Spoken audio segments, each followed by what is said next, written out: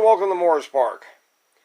Today on Euphorbia 101, I want to talk to you about watering and feeding your euphorbias.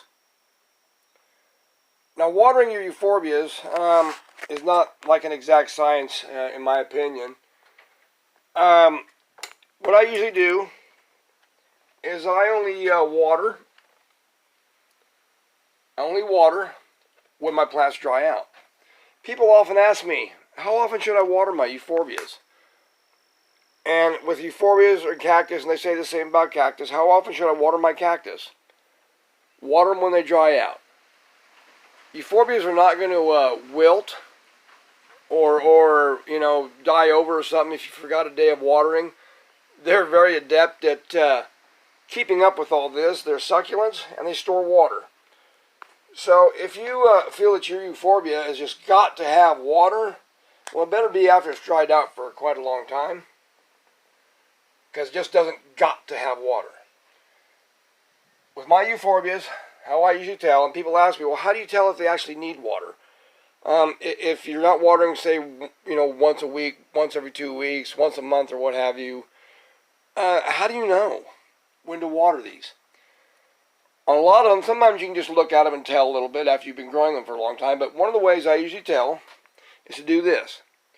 And this is just a little wooden skewer, like you'd find in the grocery store for making shish kebabs or something like that. Little wooden skewer. And what I'll do is I'll stick it down the edge of the pot, like that, and look at it. Now I look at this, and there's soil clinging to that. You can see some moist soil actually clinging to the end of that skewer. This plant doesn't need water. I want to make sure that plant completely dries out, and so it doesn't rot, because you continue watering just because you think, oh my goodness, it probably needs water. It's like a house plant. It's got to have water once a week, or it's got to have water every few days. Don't do that. You'll actually rot the plant out. You're better to forget about it a little bit and not baby it. As far as watering goes, they just don't need water that often. Now on these other ones, and I'll just got to pick one out here at random. Say this horrida. I'll take my stick, put it down in there, and it's dry. This one's completely dry, and it probably needs some watering. Or let's say on my Dicarii var spirosticha, dry. So these two are going to need some water. Let's see, I'm going to check my stellata. Powder dry. Most of these up here are pretty dry. And so most of them will probably get a watering this evening. Best time for watering euphorbias and cactus for that matter is in the evening. Most plants like their water best in the evening. So when all their stomata open up and they're more acceptable to taking in water, fertilizers, and so forth. Which is a very interesting deal I just learned about recently. But all these plants, they just don't need water, just like, oh my goodness, I need water. And even the leafy ones, they can dry out in between waterings. I'm going to check this little milii. Tiny bit of soil right at the bottom. Being that's a leafy type, I might go ahead and water that one. I'm not too afraid of it rotting just because it gets a little bit of water. But it is still pretty dry, so I'll go ahead and water that one. But still, if they dry out in between waterings, that's probably best, because that's what most cactus and succulents like. Now, as far as feeding my euphorbias, it's pretty much just the same as feeding my cactus. Some of the nice ones up here. What I feed them, and I learned this in about the last couple of years, is this. And that's tomato fertilizer. And it doesn't have to be this brand or anything else. You can use another brand. If you feel better with another brand, that's fine. Tomato fertilizer makes them bloom quite a bit more. You get more flowers, and you get more even growth out of it because it doesn't have so much nitrogen as just your regular plant food. I learned about using tomato fertilizer from Lynn of Desert Plants of Avalon. You need to check her channel out. She's got an awesome channel.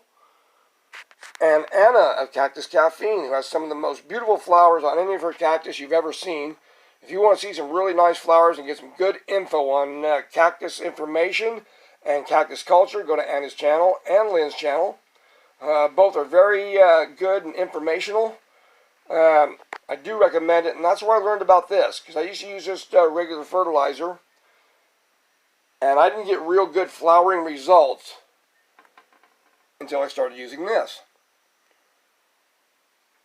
So anyhow, yes, they use the tomato fertilizer, and just recently Anna had on her channel an interview with a very knowledgeable man of growing cactus and succulents, and he uses rose food. And this may be something I might try in the near future as a little experiment. Try it on a couple plants and see what happens. But yes, the tomato fertilizer is what I've been using, and it's been giving me pretty good results. My Gorgonis in bloom.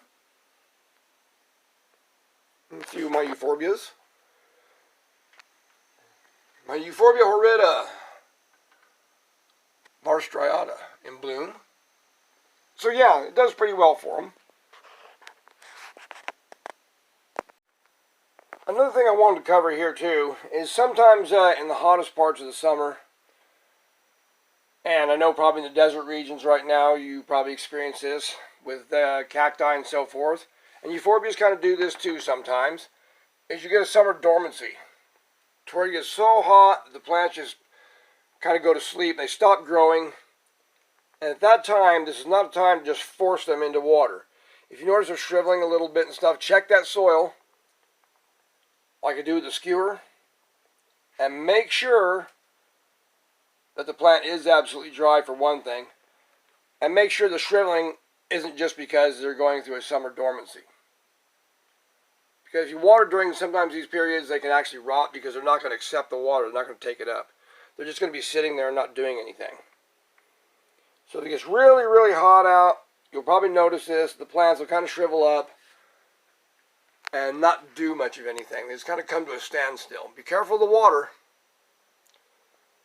Now I notice on, say like some of the medusoids and stuff, in the summertime, you'll notice late in the season they may kind of dry up, but like I said, check that soil, because sometimes those little arms and stuff, they look like they're shriveled up and drying, but really just in the dormant season.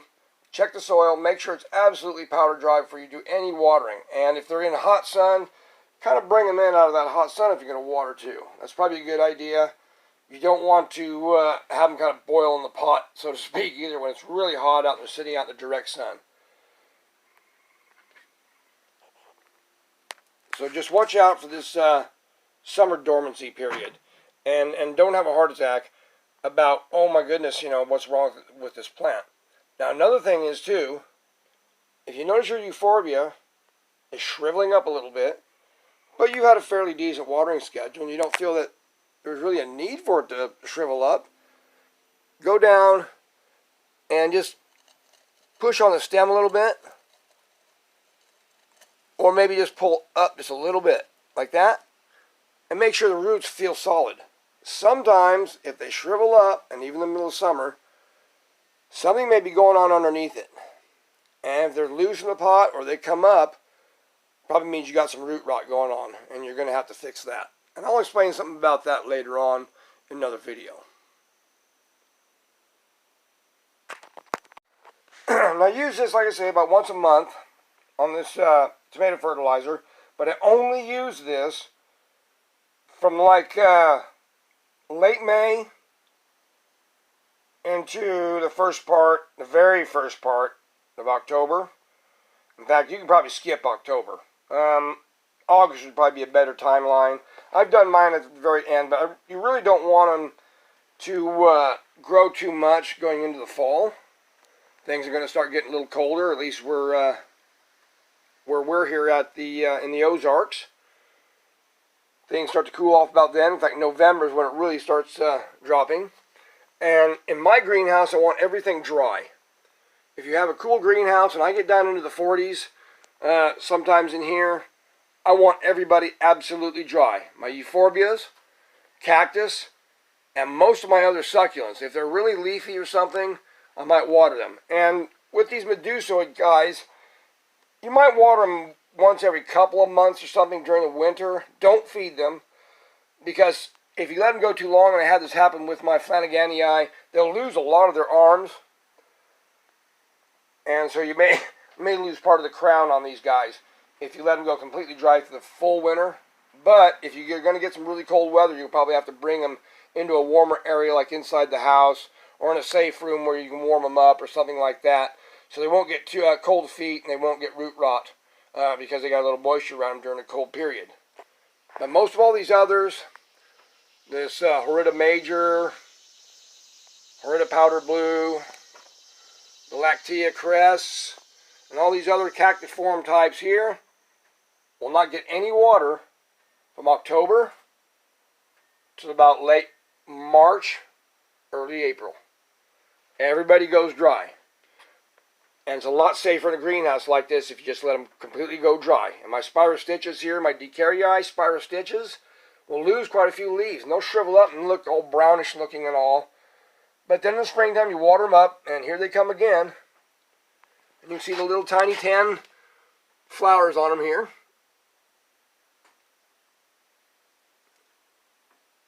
But I let them all go dry.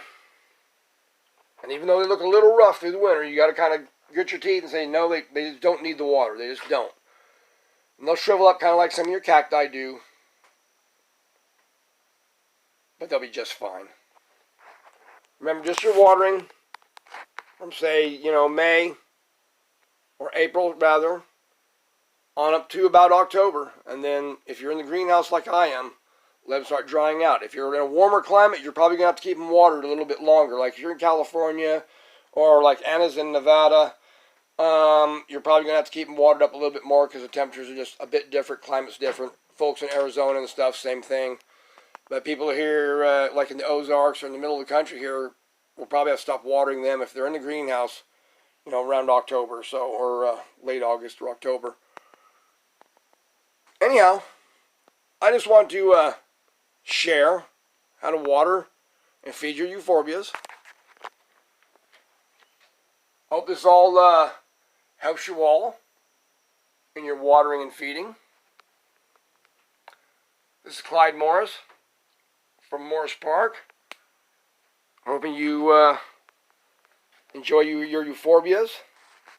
And now with this information, don't have any rot or cold feet or overwatering mishaps. And know what really makes them go?